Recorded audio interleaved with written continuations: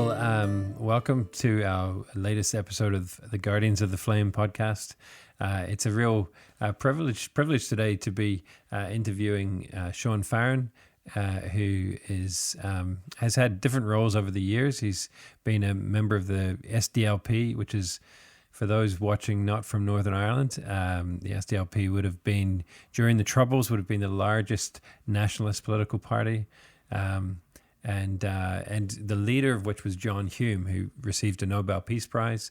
He passed away earlier this year. And Seán Farren's been involved in 2 books about John Hume. And so we kind of want to have this interview where we explore, Seán, your own life, the life of John Hume, and kind of ask questions maybe on a bigger scale about what do we do in contexts where there's political conflict or conflict of all kinds, and the role that political leaders can play in shaping transformative policies and peacemaking and dialogue. And so thank you, Seán, for letting us invade your house and come in and spend a few minutes and talking about some of these issues. Could you just kind of just give us a brief sketch of your background, kind of the last year, you've been doing everything from teaching in Sierra Leone to political office here to teaching in university? Yeah, well, I suppose the first thing about me, I suppose, that might strike people who would know accents, where they come from here in Ireland. I'm not from the north. I'm a Dub by birth and by schooling. I spent the first 20 years of my life in Dublin until I left to work in Sierra Leone. And it was several years after that, when I had come back from a first tour of 3 years in Sierra Leone, met my future wife, got married, and we decided to spend the first 2 years of our married life in Sierra Leone. And it was after that, when I came home, that I moved to the north to take up a 1-year temporary lectureship at the University of Ulster, the new university as it was called then. And little expected to be there more than that 1 year, but at the end of the year, the post, I was offered a permanent post there, and so began to put down roots. We had 2 of our 4 children by that stage, and we, as I say, began to put down our roots. 2 more children were born. We have 3 girls and a boy, of course, all grown up and have their own families now. And gradually became, I suppose, a member of the local community, got to know people, and in particular, the people who were members of the SDLP who encouraged me to join. Why did I join the SDLP? Well, I suppose, simply put, at that time, around the early 1970s, Northern Ireland was exploding onto the world scene, as it were. Exploding in the sense that there was violence was breaking out. And terrible things were happening. And having a general interest in politics myself, I began to learn more about local political leaders, and in particular, those leaders who formed the SDLP, the Social Democratic and Labour Party, which grew out of the Northern Ireland civil rights movement a few years earlier in the mid to late 60s. And amongst the leaders were people like John Hume, Austin Curry, Paddy Devlin, and so on. And I suppose it was the articulative nature of these leaders that attracted my attention. John Hume, Austin Curry, and their colleagues seemed to speak sense in a simple word. They seemed to offer, to me anyway, the best possible way forward. A way forward through partnership and through consent to constitutional change. In other words, if people in Northern Ireland wanted to change the constitutional status of the region, it had to be done democratically, not through violence, not through the violence of the IRA, which was only alienating those whom they hoped to inveigle into a united Ireland. And it was, as I say, because of people like Hume and Curry, Paddy Devlin, Gerry Fitt, who were offering the way forward through a partnership between the two communities in the north, a partnership between north and south, focusing on social and economic development. That was the way forward, and that's what attracted me into the SDLP, and gradually to become increasingly involved in the politics of the SDLP and play some small part at that time in the development of the SDLP's policies. So on our drive up here this afternoon, we were listening to a song written by our neighbour who we've actually interviewed for this podcast before, Tommy Sands, and it's a song he wrote about John Hume called A Quiet Man, the ballad for John Hume, which is, it's actually a beautiful song, and in it is this line kind of ascribed to John, don't die for Ireland, live for it instead.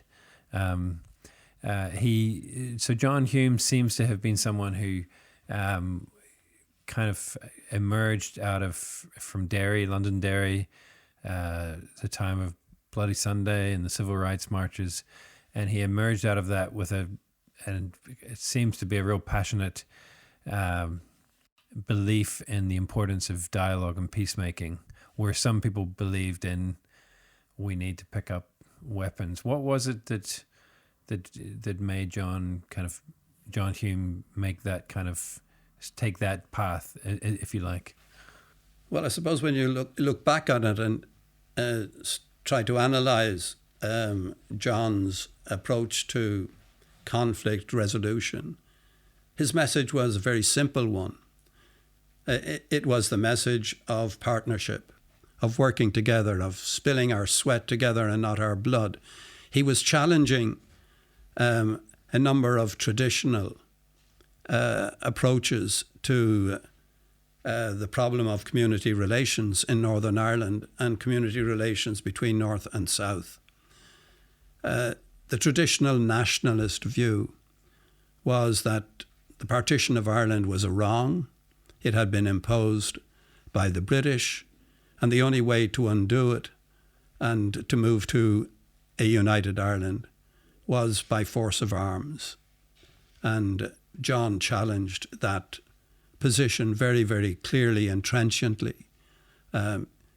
He said, essentially, if we take an eye for an eye, everyone ends up blind. And effectively, that's what was happening with the campaign of violence, particularly the campaign of violence led by the IRA. And indeed, on the Loyalist side, the campaign of violence, which was aimed at the Catholic community. People were being killed because of their religion. And John challenged both of those positions. And he challenged them, as I say, very trenchantly. And that's why people, like myself, I suppose, rallied to the party that he had recently founded with the other leaders whose names I have mentioned. Yeah. So when we made the documentary Guardians of the Flame, 2 years ago now, we part of it we went to Clonard Monastery, which I don't know who's coined the phrase, but has referred to it as the cradle of the peace talks, because in a sense that Parlour 7, I think it was, or Parlour, which was on the door is 007, which they always thought was funny there at the monastery. at Clonard Monastery that we went into the room where initially John Hume and Gerry Adams, who were both from the same were Catholics, so in one sense from the same community, but from very different political parties. Gerry Adams had been in favor of a violent struggle. John Hume had been an advocate for a peaceful compromise.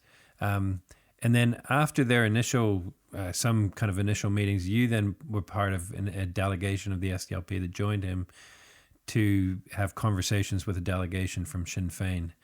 And that was in Clonard, was it? Or in Clonard, but also in St. Gerard's on the Antrim Road, which was another location where the same order of priests were located. Okay. And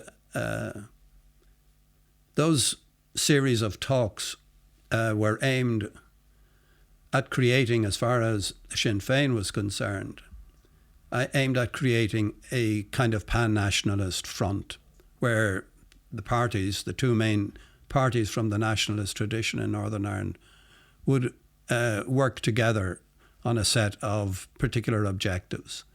Now, we in the SDLP strongly opposed that for as long as Sinn Féin supported the campaign of violence. We said we couldn't be party in any way to a project which involved a party that was supporting the so-called arms struggle of the IRA. I suppose the benefit of those meetings was that it enabled a dialogue to open up and develop, which lasted over several more years. Tragically, lasted much longer than we would have hoped at the time. But it was that dialogue that led eventually to the IRA declaring its ceasefire, realising that its campaign was not going to be successful, however long it was going to last, that it was driving a wedge between the communities rather than bringing the communities together. And I suppose in terms of resolving conflict, you do need people who support the conflict, who support the violence, who supported here the IRA. You do need some people within that movement to begin to question the validity of the violence, of the violent campaign, and to begin to feel that there must be an alternative. And we in the SDLP were presenting an alternative, but we said we could only cooperate with Sinn Féin on that alternative if Sinn Féin was to eschew the support that it had been giving hitherto to the campaign for violence. Mm. Do you have any recollections or memories of those meetings that kind of stand out, kind of moments of deep heat or conflict, or moments where you felt like you were really making progress? And well, in one sense, I don't suppose we had expected a great deal of immediate progress from those talks, because there was no sense that Sinn Féin was going to forego the support that it was giving and had been giving for a long period of time to the campaign for violence. What it did impress me was that there was a sincere belief, a sincere conviction amongst those from Sinn Féin whom we met to find an alternative to end the violence, because the violence was causing huge problems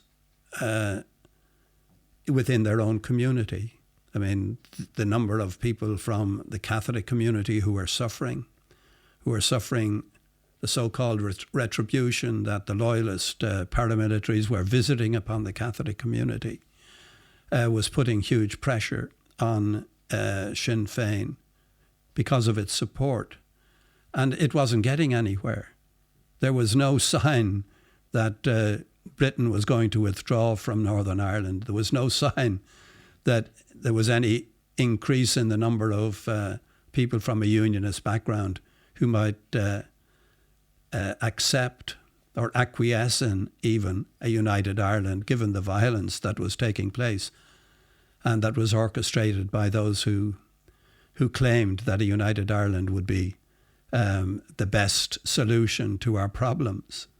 So the dialogue that took place between ourselves and Sinn Féin was the beginning, as I've said previously, it was the beginning of the peace process as it subsequently became known.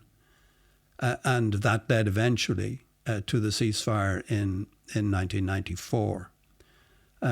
So hopefully, when the history books get written, that series of meetings and the dialogue that continued between John Hume and Gerry Adams will be seen to have been hugely significant. Maybe just one more question about John Hume and perhaps even Gerry Adams. It strikes me that in today's world, if you imagine during a civil conflict, two political leaders who had large support from their own, communities come together to meet, I can only imagine egos and puffed out chests and intransigence. But somehow, as you're saying, those talks did lead the way to a peace deal, that we now have a utterly transformed country, really, because of their conversations. What does it say about the character of John Hume? What does it say even about Gerry Adams? Was there somehow a humility created between them? What was it about their conversations that allowed them to move beyond just kind of, the usual posturing and egos? I suppose, in one sense, it's not an easy question to answer, because my sense about both men is that they were not egotistical in their approach to the dialogue that took place and that they essentially orchestrated. I think John, from his own background and from his own convictions, believed that he was engaged in an essential dialogue. There had to be somebody in Sinn Féin who was at least asking questions about the validity of the IRA campaign, and that happened to be Gerry Adams and those around him who agreed that they had to question the validity of the campaign after 15, 16 years of a futile campaign. And they met a man in John Hume who was utterly convinced of the simple message that it's only through partnership that we're going to resolve the kind of conflict and the differences between our communities, and turn the relationship between those communities into a positive one rather than the negative one that it had been for decades and decades before then. So there was, I think, a certain humility in John's approach, because it's the age-old approach of, essentially, if you like, love your neighbour rather than attack and kill your neighbour. That John was propagating. It's brilliant. Maybe a broader question about Northern Ireland and indeed maybe many countries with this conflict. I was interviewing earlier today a friend who had been a journalist in the former Yugoslavia and during the times of the Balkan Wars in Bosnia and in Kosovo as well. He was reflecting on the fact that things like the Hague War Crime Tribunals, while necessary in a sense, and while the victims of, say, Srebrenica may feel, happy that someone has been brought to justice, so to speak, he was making the point that he didn't feel that had really changed mindsets in places like Serbia or the Serbian population in Bosnia about what happened. It's not like they've all gone, oh, right, maybe we were in the wrong. we should do something to fix it. Milosevic or whoever been found guilty has just almost entrenched this sense that they are victims, or, anyway, the bigger picture, it was Bruce Clark was saying it, the bigger picture was, he was questioning, he wasn't saying it's wrong to have war crime tribunals, but how do we remember well? Like, how do we deal with the past is, I suppose, the essential question. And how do we deal with it in such a way that it contributes towards healing and reconciliation? And of course, I'd be interested in hear your take on the past. What do we do with the past, with remembering in a way that could be constructive and lead towards peacemaking? I think you've asked a question that many of us are grappling with here, and I don't think that we've really come up with clear answers to the question. It's highly unlikely that people who were responsible for conducting paramilitary campaigns here are going to come out and put their hands up and say that we were wrong. Maybe there can be some kind of truth-telling process in which people might be encouraged and might even be attracted to taking part in, but it would have to be voluntary.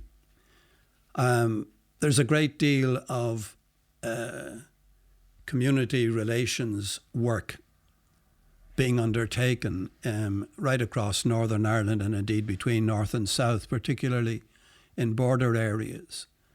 And a lot of that work has been hugely beneficial in a sense, helping us to implement the Good Friday Agreement and the aims and objectives that the Good Friday Agreement set us. But it's very difficult to actually measure the extent to which we have really implemented that agreement in the most effective ways that we would like to see it implemented.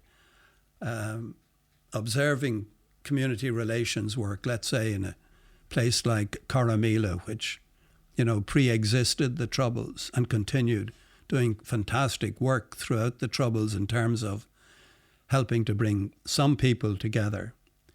There's still a need for Corramila 50, 60 years after it was established. And the work that it continues to do is absolutely essential. But how effective we're going to be in the short term, maybe it's going to take, several decades and generations before we can really feel that we have achieved what the people who set up organisations like Corramila hoped to achieve. It's an ongoing process, and I don't think there's any finality to it. Even in the best governed societies, there's still going to be a need for people to work at developing community relationships, because as we see, the extent to which racism, for example, is to be seen and experienced in countries with well-run governmental and other public institutions. It's a challenge to develop community relations. It's a challenge in every society. And, if I'm not answering your question in any precise way, it's because I think it is a bit of a messy business, working at community relationships, because you're dealing with people's age-old antagonisms, stereotypes, and so on. That it's very difficult, I think, to measure success. The fact that we have a peaceful society here is something now that we're very grateful for. But nonetheless, when you peel back the layers in our society, you can see that there are still residues of the old antagonisms, and we've got to work very hard at trying to remove these. Another member of the SDLP that obviously was hugely influential and became the very first Deputy First Minister in the new Northern Ireland Assembly was Seamus Mallon, and we interviewed him again for our documentary.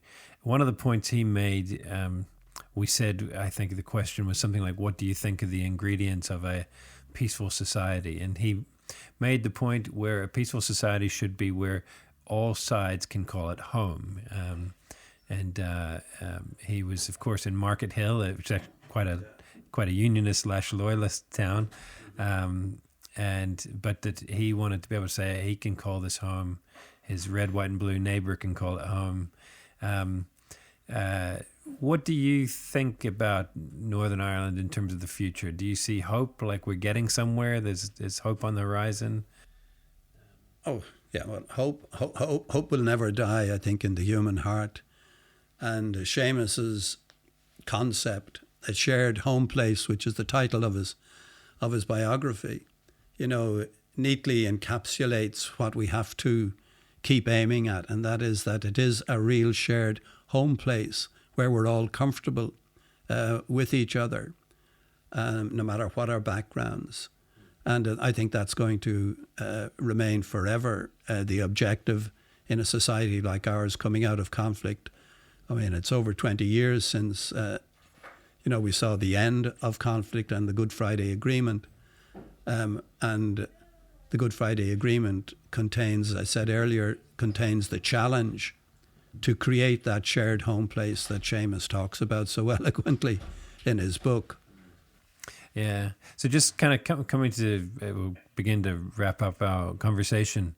I remember reading in Nelson Mandela's autobiography, The Long Walk to Freedom, he talked about how the struggle, the anti-apartheid struggle, had forged real character in a lot of the leaders. There was almost like a reason why so many strong leaders emerged in the movement there. And if I look back on Northern Ireland during the Troubles, it did produce people like John Hume and Seamus Mallon that you've referred to. Why do you think that's true? Did it kind of forge something in them to become better? And what then is a hope for a new generation that, do we have the same kind of statesmen emerging who can really carry on the baton? Well, time will tell. And I suppose the evidence in the telling will be the extent to which, we have achieved the shared home place that Seamus talked about. I think in many respects, yes, the hope for Northern Ireland is a realistic hope. I don't think it's a fairy tale or a dream. I think it's possible. I mean, compared with many other societies that have overcome conflict, while there is still a long way to go in Northern Ireland, there's a lot of positive achievements. And I think the positive achievements can be attributed to the general good sense of people here. I often think that if there was to be an award made, one could make an award to the people of Northern Ireland for having withstood the violence that we experienced. Because when you think about it, life went on more or less as intended for most people here. We lived, as I often think, we lived ordinary lives in extraordinary times here. And when you think about it, the buses ran, the trains ran, the hospitals functioned, the schools functioned, the universities functioned, and workplaces operated. But of course, that it was in a context of violence. But the amazing thing is that we did not experience the terrible tragedies of the Balkans. We didn't go over the cliff. And that has to be attributed to the fact that there was a sense of decency here, which prevented us in many ways from going over the cliff. To what do you attribute that? It's difficult to know precisely what you can attribute it. But it is quite, I think, surprising to many people who look at the violence in Northern Ireland and, of course, think about it as, what enveloped everybody's daily life. But it didn't, and the people didn't allow it to, notwithstanding the terrible things that did happen. So that gives me hope that the future is brighter. And, maybe we need to work on convincing ourselves that the future is much brighter than sometimes people think. And finally, you've become the chair of this new John Hume Foundation. Can you just share with us any thoughts about what that could lead to and what the plans are for that? Well, the John and Pat Hume Foundation, it's named after both John and his wife Pat, came out of discussions that a number of former colleagues and friends of John been having over 2 or 3 years prior to our launch. And the general view and the challenge that we had put to ourselves was, how do you ensure that John and Pat's legacy is not only commemorated, which would mean looking at the past and reminding people of what they did, but also trying to sustain that legacy in terms of what it meant, in terms of the values that the legacy contains, in terms of the aims and objectives in building a society together. To quote John's very frequent phrase, spilling our sweat and not our blood.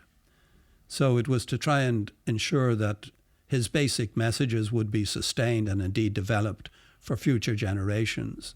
Those were the motives, if you like, for establishing the foundation. And the foundation, which was launched in public a few weeks ago, will organise on its own and indeed very often in conjunction with, in partnership with other similarly minded organisations, seminars, workshops, conferences, dialogue around the values and around the aims and objectives and the methodologies that the Humes used in order to promote the peaceful resolution to conflict.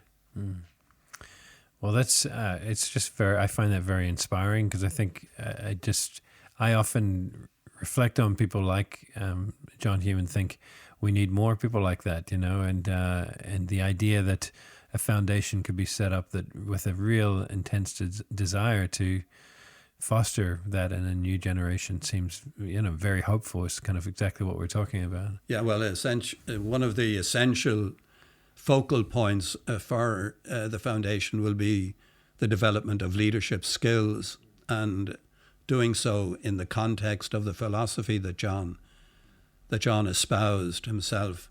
I mean, another of John's frequently stated phrases was respect for difference. None of us is responsible for the family into which we're born. None of us is responsible for the culture into which we are brought up. And the difference between us in one culture and somebody in another culture, the difference there should be a matter to celebrate, not a matter for division. And unfortunately, what we have done here in Northern Ireland is promote difference to the point of conflict. Difference should be something that we are delighted with, happy with, and indeed celebrate the best aspects of it. And we have a great deal that we could celebrate here in Northern Ireland and indeed in Ireland generally. And that's what we want to promote. And it's leadership towards that the foundation will focus on. That's I think that is a real good way to kind of bring our conversation to an end. I think to say that we should celebrate difference, if that was said, in a cafe in Paris or something, or maybe, I don't know, some nice, comfortable place, it would be a nice statement. But I think when it comes from someone like yourself who's lived and worked in this island and particularly in this northern part for many years, that's a very powerful statement, I think. And it's a statement that carries weight with it, that difference is something we should celebrate and not be something that should tear us apart. And I really hope that even this conversation in a small way kind of just helps to, again, lead us, whoever is listening to this, wherever they are, to kind of consider ways in which difference has been something that is maybe been something that they've used to kind of create or to acknowledge dividing walls and to hide behind them. But your words and, kind of really quoting John Hume about celebrating difference seems so resonant to us today. So thank you. So Seán Farren, thank you so much for your time with us. And this has been a really good conversation. Thank you so much.